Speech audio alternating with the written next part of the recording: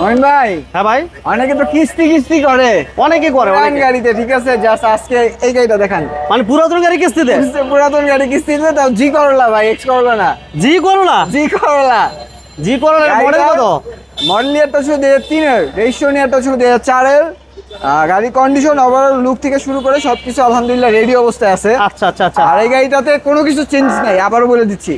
আপনার ভিউয়ার্স আসার পরে উনি যেভাবে চায় আমি ওভাবে চেকআপ করে দিচ্ছি। কিস্তির ঘটনাটা কি ভাই? ভাই কিস্তির ঘটনা হচ্ছিল, গাড়ির দাম হচ্ছিল 11.5 লাখ টাকা। আচ্ছা, গাড়ি 50% ডাউন পেমেন্ট দিবে, আর 12 মান্থে যেটা আসে উনি 12 মাসের কিস্তিতে পরিশোধ করে দিবে। কয় বছরের জন্য ভাই 1 বছর।